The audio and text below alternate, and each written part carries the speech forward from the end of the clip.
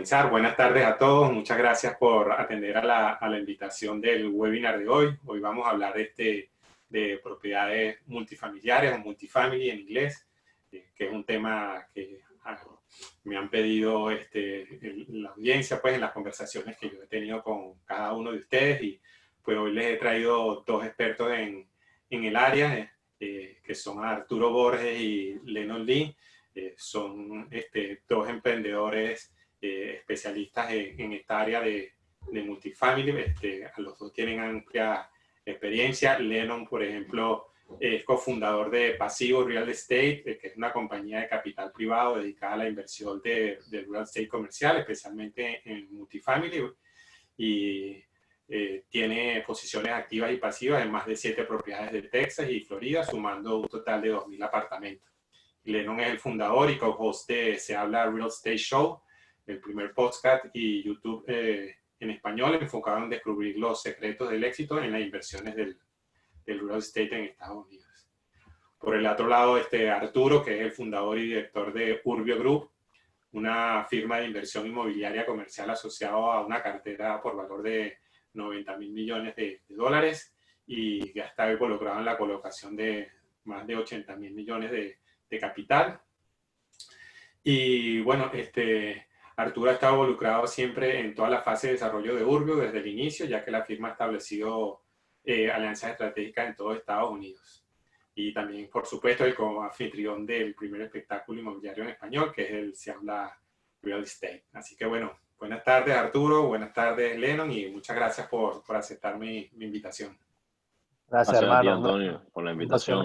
Emocionado de poder aquí compartir con tu gente, con tu audiencia, un poquito de lo que hacemos y bueno, empoderarlos para que emprendan su camino también en esta área que a nosotros nos encanta.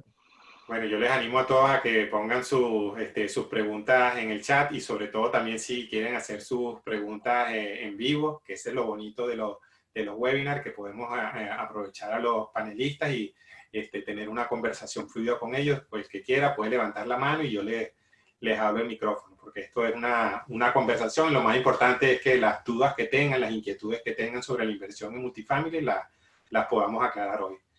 Bueno, pues yo quería comenzar un poco, aunque ya les nombré un poco cuál es el background de cada uno de ellos, y Lennon y Arturo me podrían comentar por qué se metieron en la parte de real estate y por qué en la parte de multifamily. No sé si quieres comenzar, Lennon, tú comentando cómo llegaste tú a este mundo del multifamily.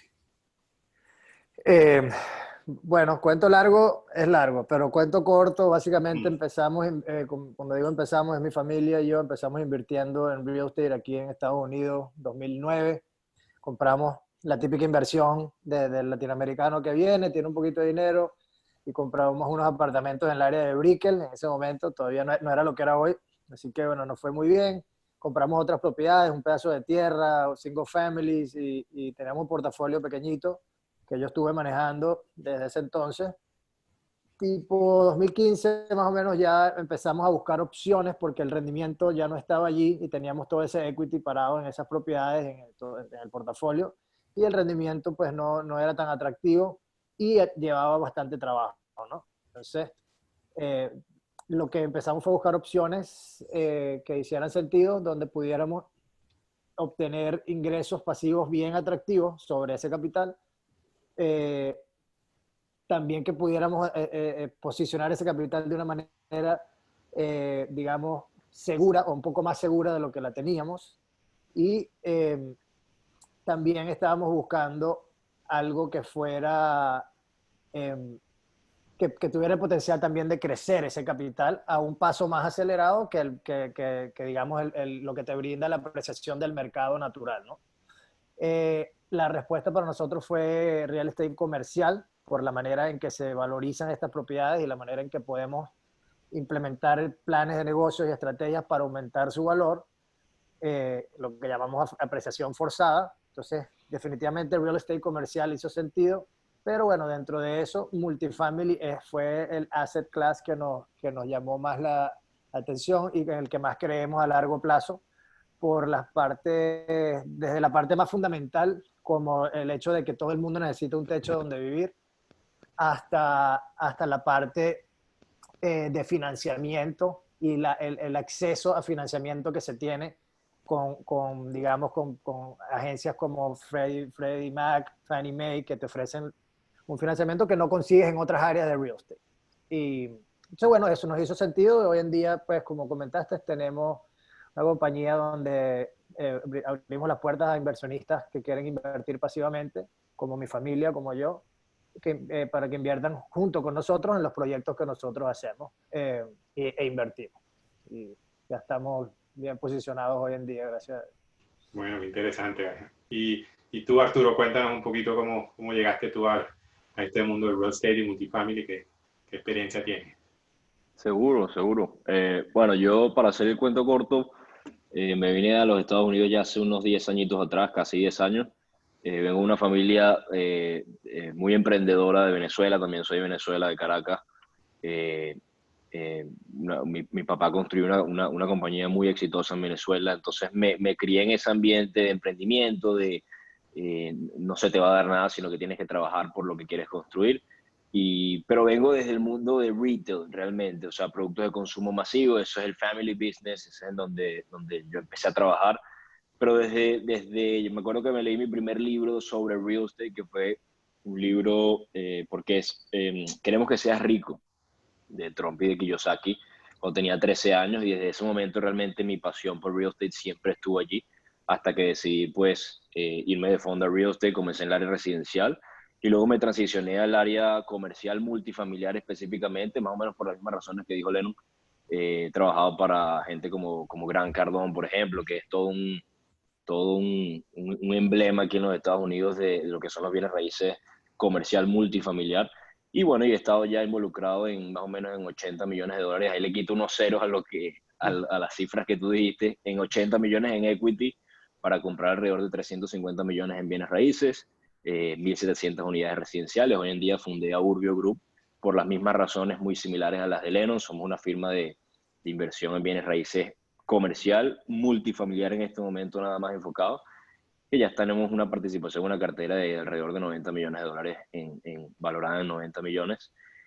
También soy el cofundador y co-host de Se Habla Real Estate, que es una compañía de educación online enfocada en crear de contenido de mayor valor en español para la comunidad latina sobre cómo hacer dinero, sobre real estate en los Estados Unidos.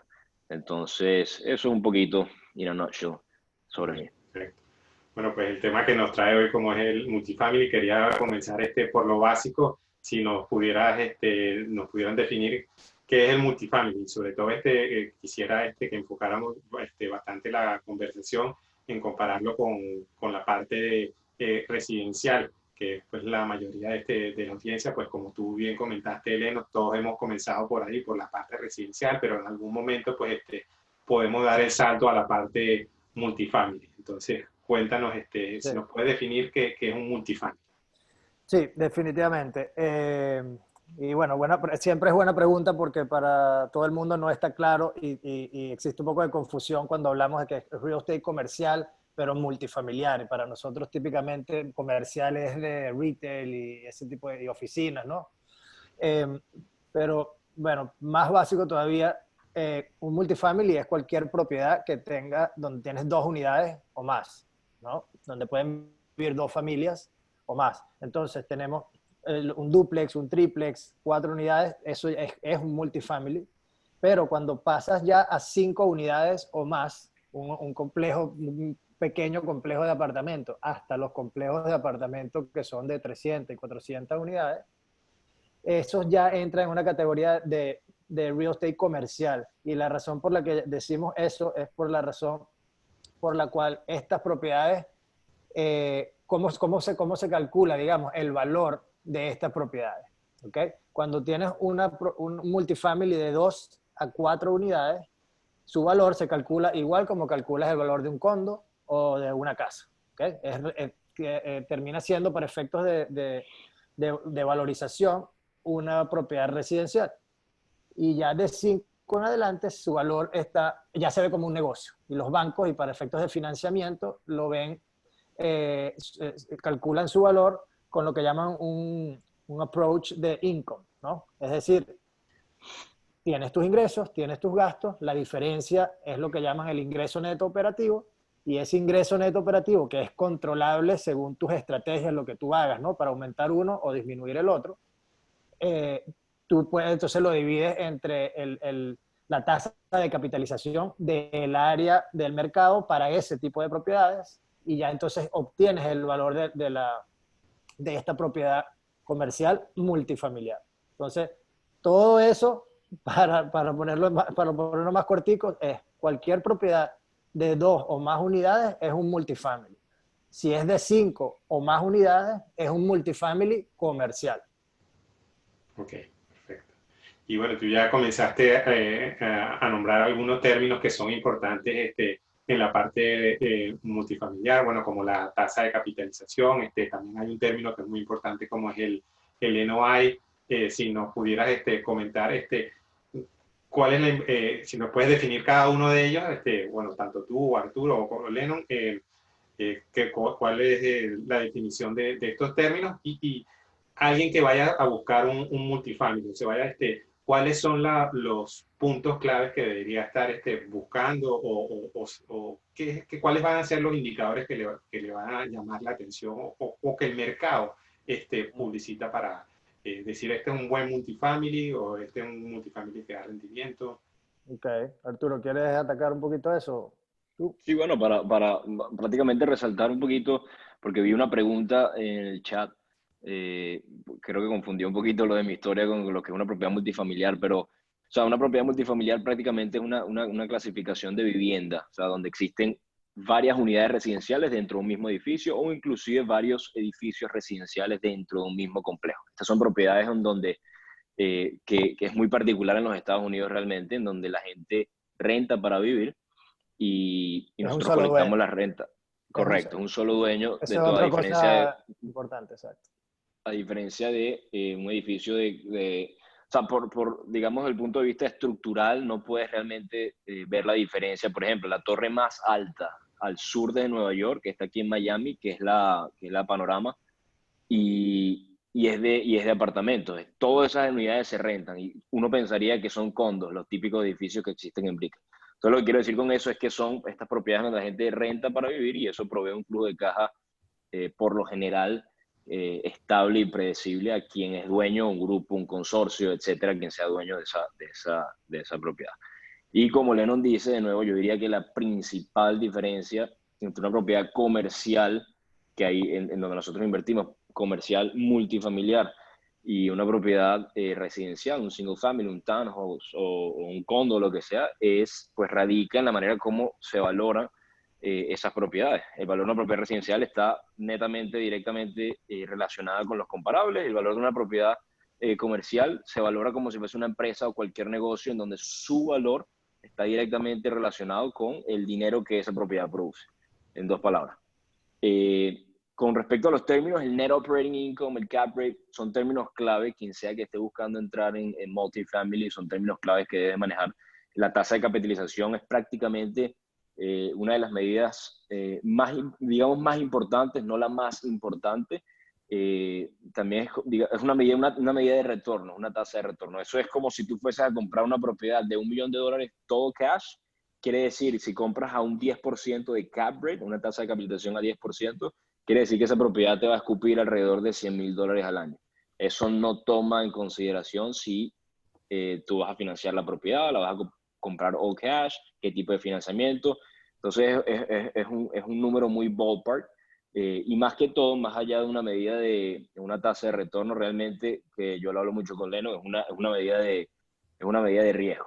Y Lennon puede tocar un poquito más en eso. Net Operating Income, el ingreso neto operativo, NOI, es eso, son los ingresos de una propiedad una vez cubras todos los gastos de la propiedad. Tienes todos tus gross revenues, todo lo que los inquilinos pagaron, o todo el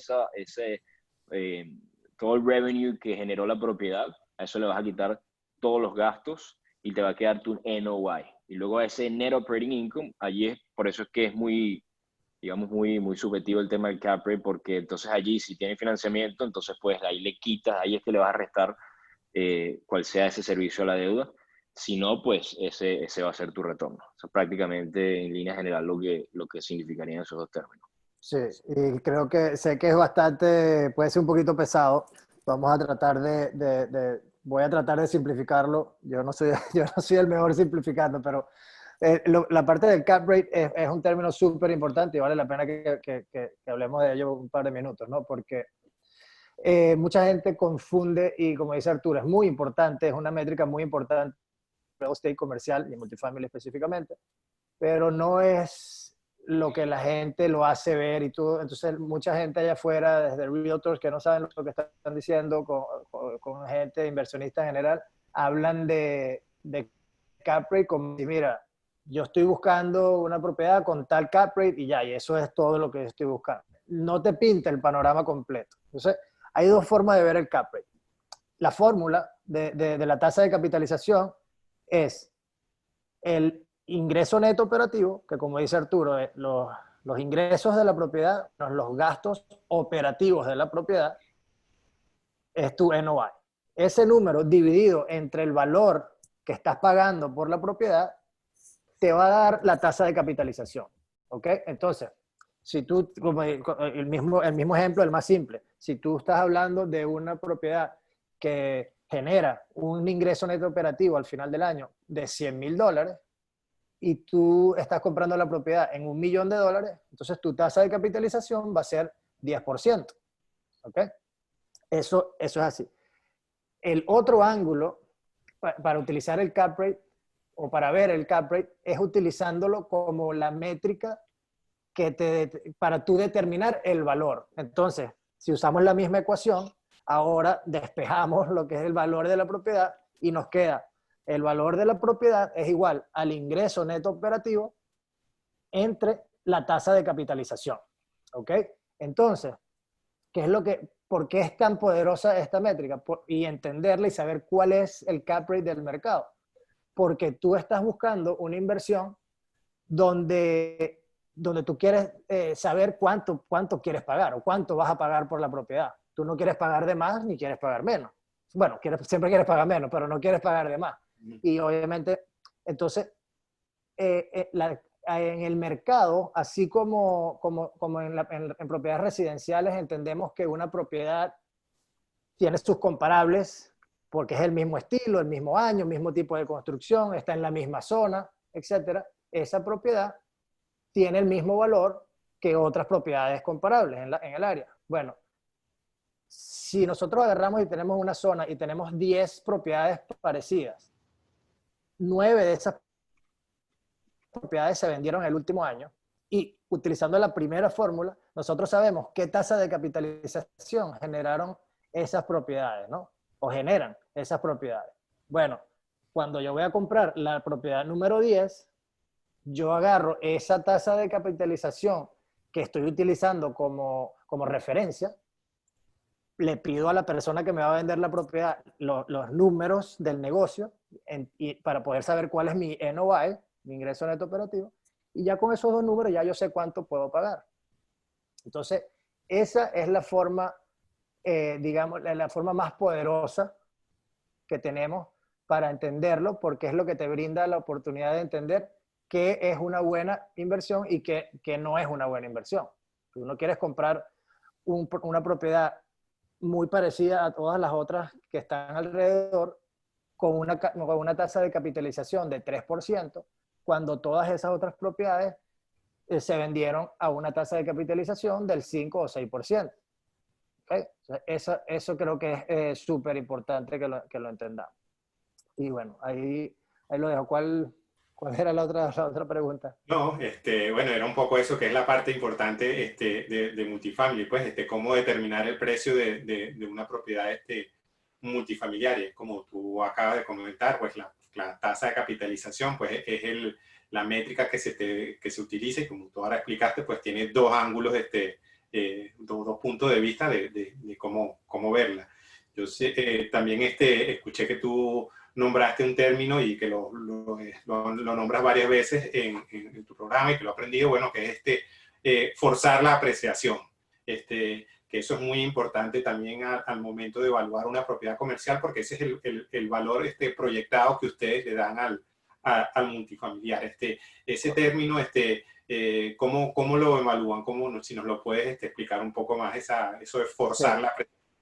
Bueno, la parte de forzar la apreciación es la parte más importante que tienen estas propiedades multifamiliares en las que nosotros invertimos. Y creo que alguien hizo una pregunta, vale la pena definir, que a estas alturas creo que ya se han dado cuenta, nosotros nos dedicamos a invertir en propiedades típicamente de 100, 200, 300 unidades, ¿no? O sea, son propiedades grandes, no en duplex o triplex ni en propiedades más pequeñas. Dicho eso, como comenté al principio, de 5 en adelante, esto aplica, ¿no? Y para el real estate, para este tipo de multifamilies, forzar la apreciación, ese control de poder añadirle valor a esa propiedad sin depender necesariamente del mercado, es lo más poderoso que tiene pues, real estate comercial en general. Estos negocios, porque al final son esos negocios. La manera en que se hace es que, vamos a ver si lo podemos poner lo más simple. Sabemos que el valor, como comenté al principio, el valor de la propiedad es igual al ingreso neto operativo dividido entre la tasa de capitalización del mercado para ese tipo de propiedades. Entonces vamos a hablar de una propiedad de 100 unidades, un complejo de apartamentos construido en 1990, 100 unidades, está 90% de ocupación, es un negocio que están dando, está muy bien, pero se construyó en los 90, ¿no? Ya tiene ciertas cositas que se pueden mejorar. Entonces, nuestro modelo de negocio se trata de cómo nosotros compramos esta propiedad que ya está estabilizada, eso es un negocio que están dando. Desde el primer día nosotros tenemos cash flow, pero también cómo le añadimos valor. Que en realidad quiere decir cómo nosotros le forzamos la apreciación de este bien. Bueno, la manera más sencilla, la manera más directa para hacerlo es aumentando los ingresos de la propiedad o disminuyendo los gastos. ¿Por qué? Porque como sabemos antes, el ingreso neto operativo, que es parte fundamental de la ecuación para sacar el valor, es ingresos menos gastos. Entonces, si tú tienes ingresos menos gastos y ese NOI está en el numerador, obviamente si tú lo aumentas ese número, el valor de la propiedad aumenta. Entonces, nuestra estrategia es o llegar y aumentar los ingresos de la propiedad o disminuir los gastos, como ya comenté. Cuando disminuye los gastos se hace de manera, digamos, una optimización en la parte operativa. De repente es una propiedad que sus dueños son unos señores que tuvieron esa propiedad por muchos años y ya se quieren retirar y no le han prestado la atención suficiente y de repente están gastando más de lo que deberían en el personal de la propiedad o en mantenimiento, etc. O en su defecto, lo que es más común, agarran y no le han prestado atención a mantener las rentas de la propiedad al nivel que tienen que estar, sino que tienen un poco de inquilinos que tienen años allí y no le prestan mucha atención. Entonces, la manera que nosotros hacemos es nosotros llegamos, compramos la propiedad y invertimos un dinero en remodelar las unidades. A medida que se van acabando los contratos de las personas, la persona que se quiere quedar, pues obviamente tiene que pagar un poco más, o si se van de la propiedad, entonces nos da la oportunidad de nosotros hacer una remodelación. Cuando hacemos la remodelación, inmediatamente podemos aumentar las rentas de esta propiedad, de esta unidad, ¿no? Entonces, si nosotros invertimos, vamos a poner $5,000, ¿ok? En $5,000 en remodelar la unidad en el interior. Y eso nos brinda a nosotros un aumento de renta de $100 o vamos a decir $80 mensuales, lo cual se termina siendo cerca de 1,000, ¿no? Anual. Lo que estamos haciendo es que estamos haciendo una mini inversión dentro de la inversión, donde el retorno es 20%. $1,000 divididos entre $5,000 que invertiste. O sea, tú a esos 5,000 que invertiste le estás viendo un retorno de 20%. Entonces, ya por allí magnificamos los retornos a nivel macro, a nivel del proyecto como tal, por estas pequeñas inversiones que estamos haciendo. Y todo eso lo que se reduce es que terminamos teniendo una propiedad con mayores ingresos, con menores gastos, por ende tenemos una propiedad con un ingreso neto operativo mayor. Y volviendo ya para cerrar, si tenemos la fórmula que es el valor de la propiedad es igual al ingreso neto operativo dividido entre el cap rate o la tasa de capitalización, que se mantiene fija, digamos, entonces inmediatamente el valor de tu propiedad aumenta. Y lo más importante todavía y donde de verdad se siente el poder de esta estrategia es que si nosotros tenemos una propiedad donde la tasa de capitalización es 10%, por tratar de hacer los números más fáciles, y nosotros tenemos, digamos, un ingreso neto operativo de $100,000, ¿verdad? Bueno, esa propiedad vale $1 millón, como lo dijimos al principio. Bueno, si yo le agrego a mi ingreso neto operativo, sea por disminuir gastos o por aumentar las rentas, $10,000 nada más que yo le agregue a mi propiedad, a mi NOI, a mi ingreso neto operativo, dividido por ese mismo cap rate de 10%, le da o le agrega un valor a mi propiedad de $100,000.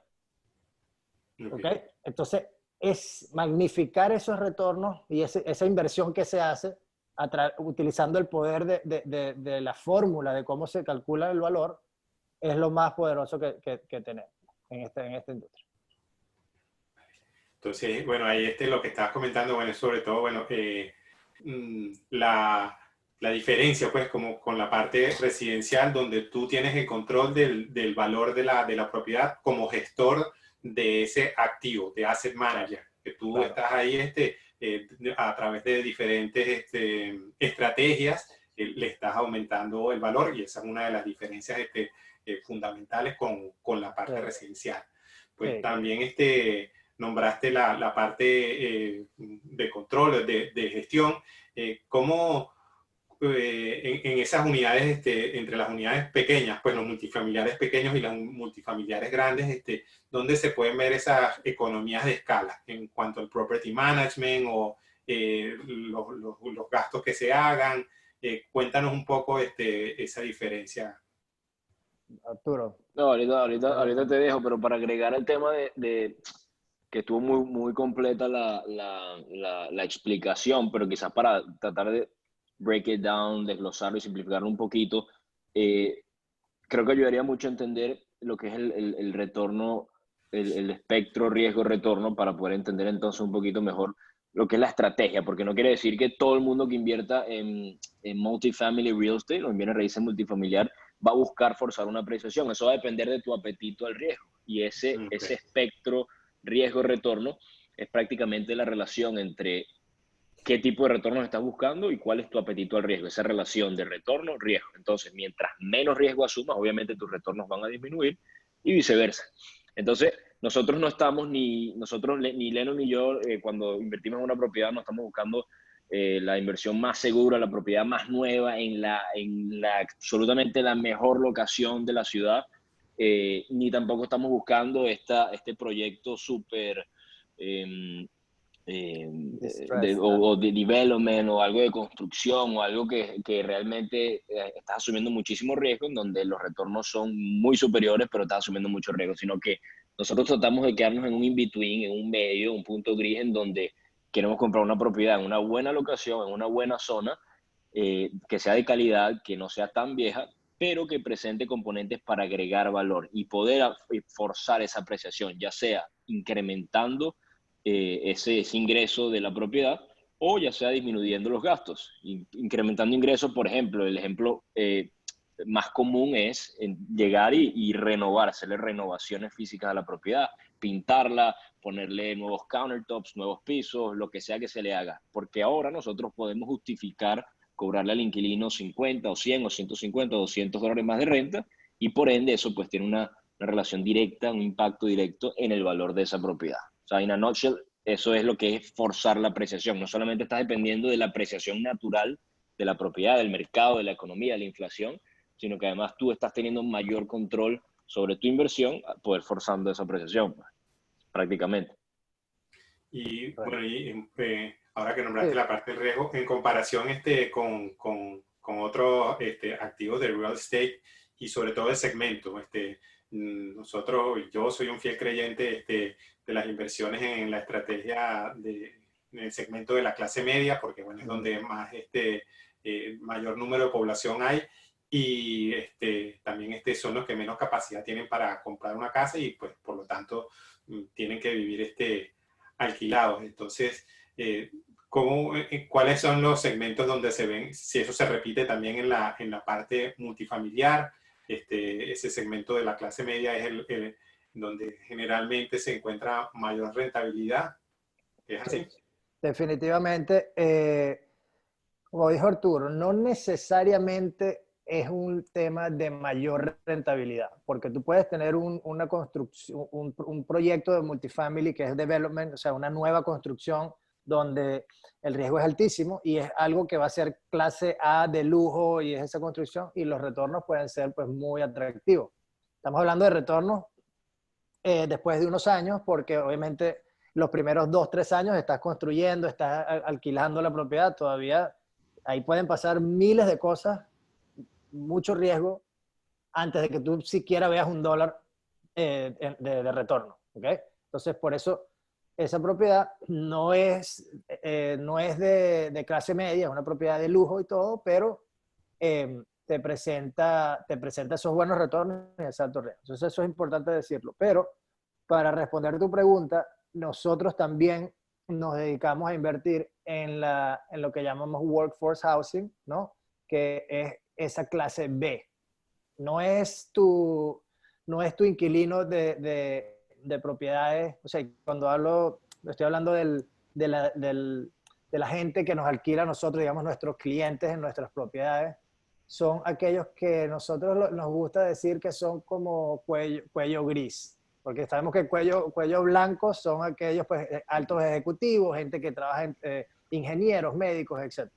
Y cuello azul son gente que trabaja en bueno, desde McDonald's, construcción, etcétera, esa gente que trabaja en servicio. Nosotros nos gusta estar entre eso, cuello azul y cuello blanco, un poquito más cerca al azul, ¿no? Que es donde, como tú bien dijiste, está la mayoría de la población.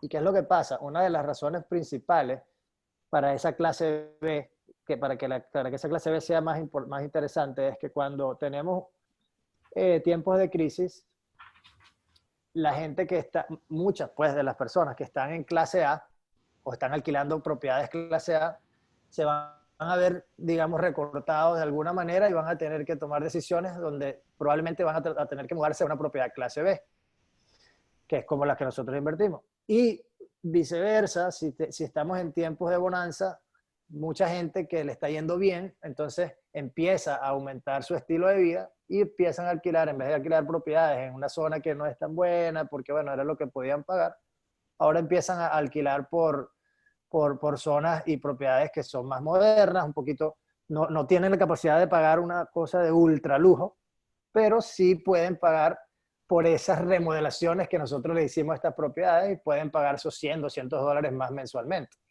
¿Okay?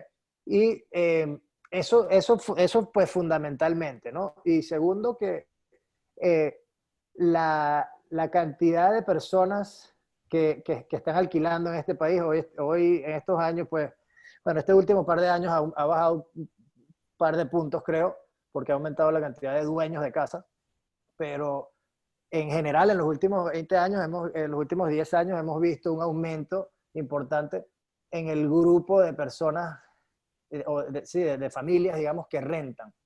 ¿Y por qué? Porque mucho de estas personas que rentan son inmigrantes, ¿ok? Y el inmigrante no te va a alquilar, típicamente, obviamente estamos hablando bastante de general, el inmigrante no te alquila una propiedad de lujo, porque bueno, viene con su familia y tampoco quiere vivir en un barrio, como nosotros le decimos, sino que se van a posicionar típicamente o tratar de posicionarse en estas propiedades clase B que son como las que tú propones, las que tú también pues manejas, Antonio. Y bueno, y ya digamos para cerrar ese punto, al final estas propiedades nos brindan a nosotros la oportunidad de posicionar nuestro capital en una inversión donde, si bien existen riesgos como todo, nosotros minimizamos el riesgo lo más posible, pero a la misma vez tenemos potencial para agregar valor. Si tú compras una propiedad que el developer la construyó, ya la terminó el año pasado, está nueva de paquete, son 100 apartamentos, bueno, tú la compraste, pero es bueno porque no vas a tener tantos gastos operativos, o sea, menos costos de mantenimiento, etcétera. Como todo tiene sus pros y sus contras, pero generalmente hablando, tú no puedes añadirle valor a esa propiedad. Ya no puedes cobrar más en renta porque, bueno, ya tus números deben de haber sido calculados con la mayor renta posible. Entonces, para el caso de clase B, de ese nicho donde nosotros invertimos, queda un espacio importante para añadir valor. Y eso es lo que nos permite entonces hacer la combinación perfecta entre una propiedad que está generando un retorno mensual estable, pero también te brinda la oportunidad de implementar estas estrategias que ya hablamos para forzar la apreciación. Entonces, esas son, bueno, todas las razones por las que nos gusta ese espacio de clase B, propiedades desde los 1985, 80 hasta 1995, por allí, más o menos. Bueno, y si podemos comprarlo a the right price desde el 2021 también. Hemos invertido en propiedades del 2004, creo que, 4. sí, pero bueno, digo de manera general. Sí, y en línea general también para agregar a eso, Leno, que aunque, o sea, en esa misma línea, pero la mayor demanda, quizás no lo sabe la gente que está aquí en el webinar atendiendo, pero la mayor demanda para el tipo de producto que nosotros invertimos, siendo bienes raíces multifamiliar, comercial multifamiliar, viene de dos principales fuerzas. Me llama la atención por lo que dijiste de los latinos, porque es así, pero vienen también de dos principales fuerzas demográficas en el país, que son los millennials y los baby boomers, con más de 73 millones de baby boomers y como 71 millones de millennials, que demandan viviendas en donde puedan rentar, ya sea porque o no pueden darle frente a comprar una casa y a pagar una hipoteca, o simplemente por lifestyle preferences, que estamos viendo un shift estructural en lo que son las preferencias de estilo de vida de la gente. No quieren estar atados a todo lo que conlleva ser dueños de una propiedad en la que vas a ocupar y vivir y mantener y todo lo demás. Así que si puedes proveer un producto de calidad que sea affordable en una buena locación, pues definitivamente que eso sería en línea general una buena inversión. Correcto. Yo tenía aquí otra pregunta. Si alguien tiene, por decir, no sé, $500,000 o tiene $1,000,000 y dice, bueno, yo quiero comprar un multifamily porque yo quiero tener el control de la propiedad, y me han dicho que el asset manager, el asset class de lo que es un multifamily, es el que más se adecua a mi riesgo. Podría haber comprado un portafolio de propiedades sueltas, perdigadas por toda la ciudad o por todo el país, pero prefiero comprar un multifamily. ¿Qué diferencia habría? Y quiero que también entren en ese tema. Bueno, ese mismo dinero, ese mismo $1,000,000 o $500,000, lo puedo comprar en un multifamily, pero como lo que tú estás comentando, de 100 unidades, 300 unidades, y entra ahí un término que quiero que comenten también, de lo que es syndication, que comenten un poco qué es eso, porque la audiencia posiblemente no sabe, y es un término importante en la parte de multifamily. Entonces, quiero que comenten eso, lo que es syndication, bueno, y los pros y los contras, que es tener, bueno, el control o no control del asset manager que uno está adquiriendo como inversión. Correcto, sí. Bueno, esa es la pregunta del millón, ¿no? Porque es muy fácil y suena muy bien hablar de apreciación y esto, y que si el cap rate y para ir para acá, pero coño, ¿cómo es eso que ¿cómo se llama? 300 unidades a $100,000 cada una, eso vale 30 millones? ¿De dónde, sabes? Eso no es para mí. Bueno, así pensamos y así... Eso es saber si hay un acceso para el inversionista de a pie, por decirlo así, en lugar de decir, oye, me compro un apartamento de inversión de $150,000 o lo invierto en un proyecto multifamily más grande. Claro, claro. Bueno, esa es la pregunta. Otra. esa es la, bueno, primero, antes de, digamos, hablar de por qué invertir en un apartamento tú solo de 150 versus en 3 proyectos de multifamily distintos, creo que eso es importante que hablemos cómo es que yo tengo acceso a siquiera Exacto. invertir eso de 50, ¿Dónde están? 25 mil Sí. dólares. ¿Cómo sé yo dónde están esos proyectos? Ok, exacto. Bueno, básicamente nosotros trabajamos con lo que llamamos una estrategia de syndication o en español un sindicato. Un Ujú. sindicato, como creo que, bueno, quizás todos sabemos, no es más que un grupo de gente que se une o une sus esfuerzos y sus recursos para conseguir una meta en común. ¿Okay? Bueno, la meta en común en un syndication de real estate, esto puede ser para un proyecto de multifamily, pero también para cualquier otro tipo de real estate, típicamente proyectos grandes, ¿ok? Pero cualquier otro. Entonces, para un syndication de real estate, ¿cuál es la meta? Comprar una propiedad de 30 millones de dólares. Bueno, sabemos que el financiamiento de la propiedad, de repente conseguimos, no sé, tener, qué sé yo, 70% o 60%. Vamos a ponerlo lo más fácil, vamos a ponerlo súper seguro, 50% nos va a financiar el banco. Bueno, ¿cuánto necesitamos? Necesitamos 15 millones por lo menos. ¿Ok? Bueno, coño, 15 millones, ¿de dónde? No tengo 15 millones, yo no puedo comprar eso. Bueno, justamente este modelo de syndication es un modelo legal donde su estructura legal y la oferta que se hace a los inversionistas no es para todo el mundo. Los inversionistas tienen que cumplir con ciertos requerimientos, pero básicamente hay estructuras que prácticamente le permiten invertir a todo aquel que tiene un conocimiento de negocio, de riesgo, de inversiones en general, sin tener que cumplir con ciertos otros requerimientos de tener un patrimonio de más de $1 millón, etc. O sea, eso también podemos hablar de esos detalles también si quieres, pero el punto es que se abren las puertas de manera legal y con una estructura legal para que un grupo de inversionistas puedan entrar en este sindicato con tan poquito como $25,000. ¿Ok?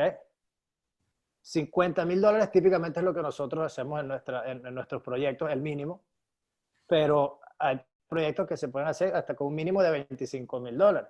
Entonces, para tú llegar a esos 15 millones, bueno, imagínate cuántos inversionistas de $25,000 necesitas. Bueno, si fueran 100,000, son 150. ¿Ok? Claro. Por 4, bueno, esos son 600 inversionistas. Claro, eso es muchísimo. Típicamente estamos viendo que puedes hacer grupos de 100 inversionistas, por poner un número redondo, que trajeron todos esos 15 millones. Entonces, ¿cómo funciona esa estructura? Bueno, el inversionista es alguien que no tiene ni el tiempo, ni el interés, ni las ganas, ni el conocimiento, obviamente, de cómo manejar un proyecto de esa envergadura. La idea de los inversionistas es que ellos sean inversionistas pasivos, donde ellos ponen el capital y compañías como la nuestra, en sociedad o no, con grupos operadores locales, me refiero sea en el mercado de Florida o regionales, grupos que invierten digamos, en el sureste de los Estados Unidos, etcétera, puedas tú establecer relaciones con ellos, entender quiénes son, su experiencia, quién es el equipo, conocerlos como persona, etcétera, etcétera, establecer esa relación para que eventualmente cuando haya un proyecto, tú tengas la confianza para decir, bueno, Antonio, tú vas a ser el inversionista o la compañía, pues va a ser la parte activa y nosotros los inversionistas somos la parte pasiva. Entonces, por esa razón, tú y tu grupo, digamos, va a cobrar un pedazo del proyecto, obviamente, por hacer todo el manejo y tienes tus fees y toda la cosa, que también son otros detalles que podemos entrar. Pero de nivel macro, sabemos que ya un sindicato es un grupo de personas uniendo fuerzas y recursos para comprar una propiedad más grande de la que cada uno individualmente pudiera comprar. ¿Ok? Y existen personas que son los activos en el proyecto, que normalmente son los general partners, que son los que se encargan de conseguir el proyecto, el financiamiento, asumen todo el riesgo y el manejo, el asset management, property management, hacen todo y prácticamente se encargan de que el proyecto sea exitoso. Y los limited partners, los socios limitados en español, son netamente inversionistas pasivos, que confían en este grupo, en este equipo, le dan su capital y ya, no tienen el control sobre el proyecto. ¿Y cómo está protegido un inversionista en ese tipo de inversiones? ¿Y qué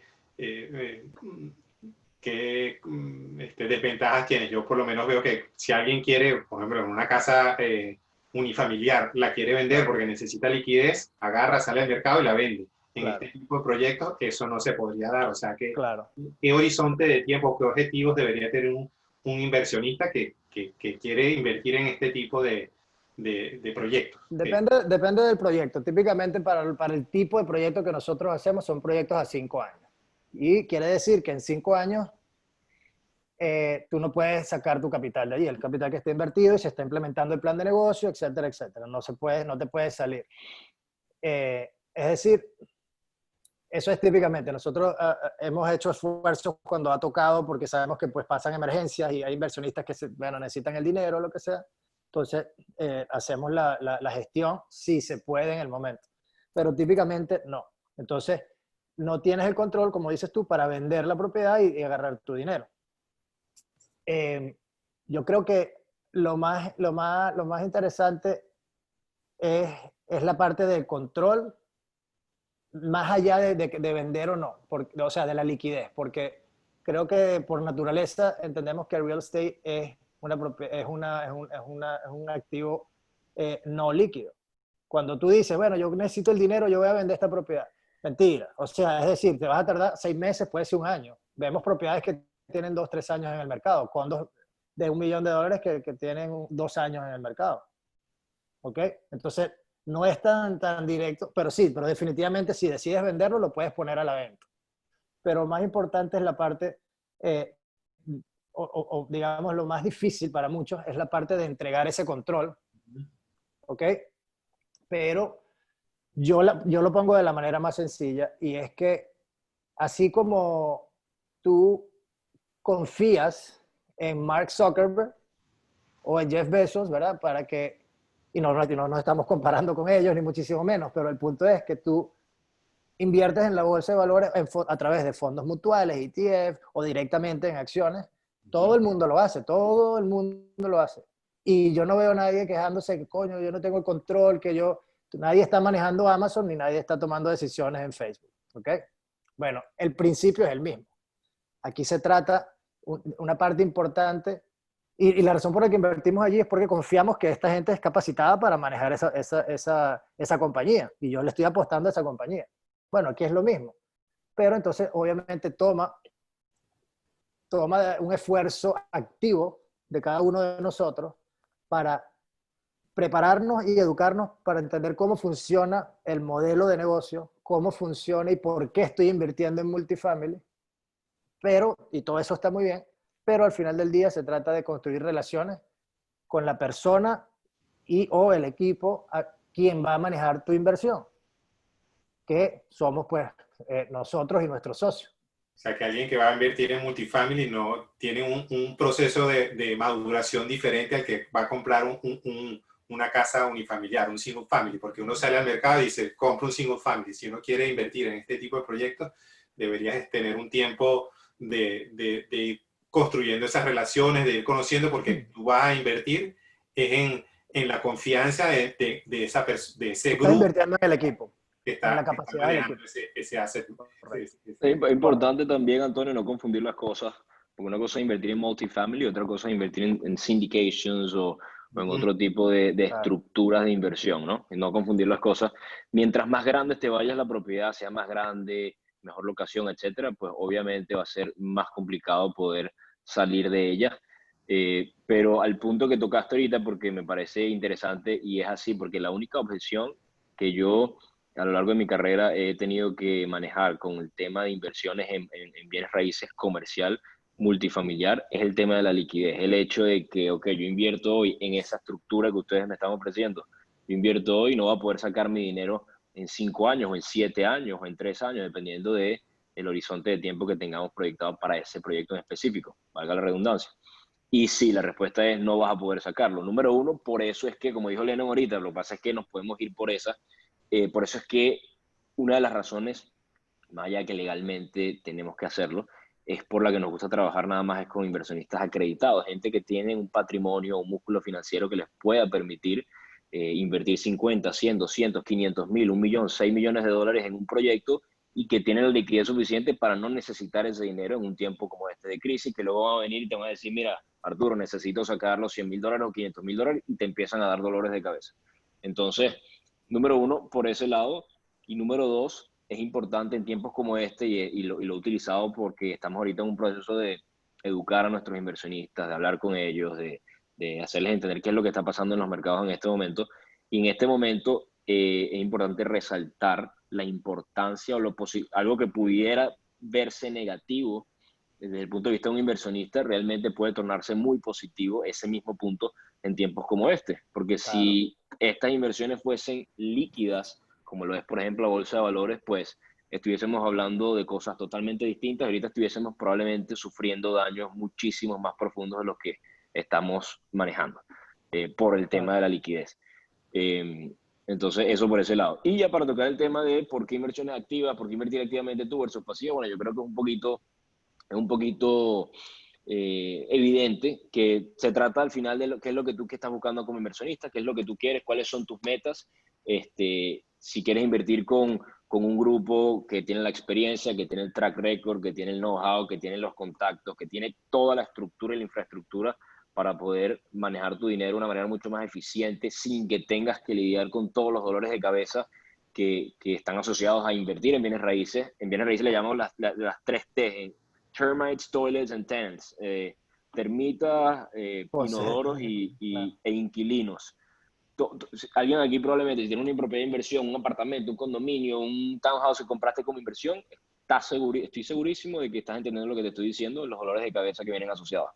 Entonces, puede resultar una inversión de un rendimiento muchísimo más alto sin tener que lidiar con esos dolores de cabeza. Participas en el flujo de caja del proyecto, en la apreciación, en la depreciación, todos los beneficios impositivos de una inversión como esta, sin los dolores de cabeza. Te llega tu cheque al correo todos los meses sin tener que preocuparte de más nada.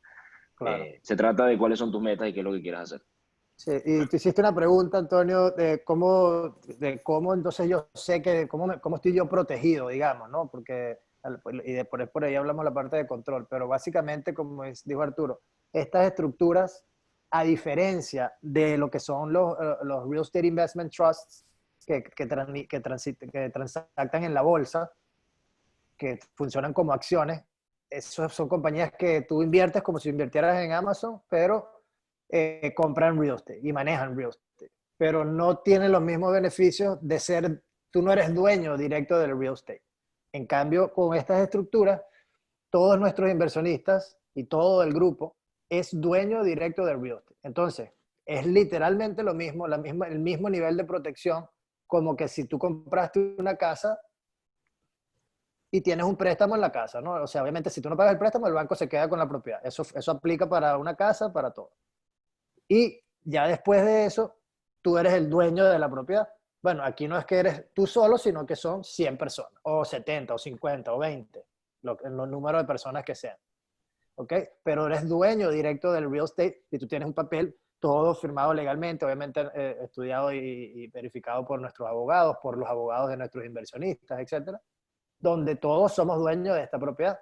Entonces, mientras nosotros paguemos el préstamo de la propiedad y todos somos dueños. Así que bueno, cuando toca vender, a cada quien le toca su parte y listo. ¿Okay? Entonces, es el mismo nivel de protección como si te compraras una casa o un apartamento tú solito.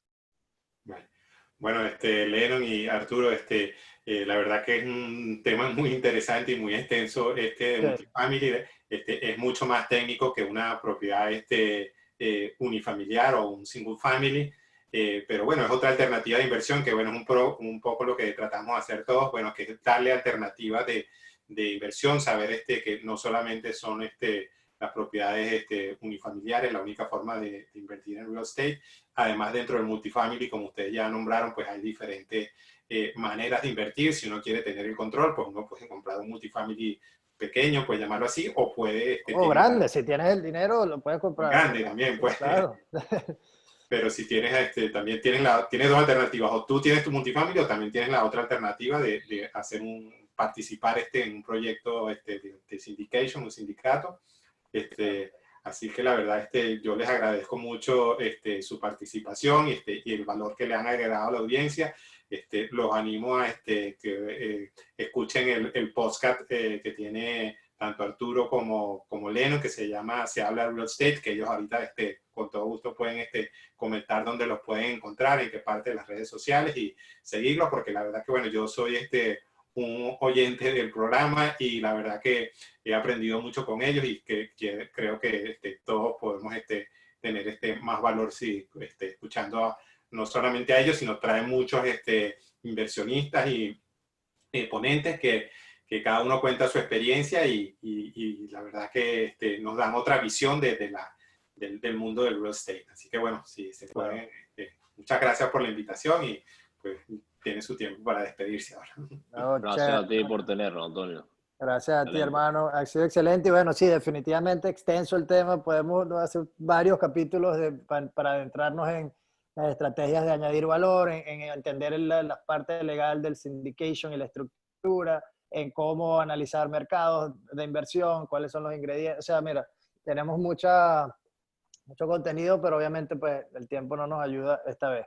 Ya será por otra ocasión y para contactarnos, bueno, no, como tú dijiste, Antonio, definitivamente estamos con la plataforma de Se Habla Real Estate, que es nuestro podcast y compañía de educación, donde pronto vamos a estar sacando un curso de inversiones en real estate, una estrategia distinta a la que nosotros hacemos ahorita, que se llama wholesaling, y que, bueno, es una avenida interesante para todos aquellos que tienen poco capital y quieren adentrarse y construir su carrera en inversiones en real estate.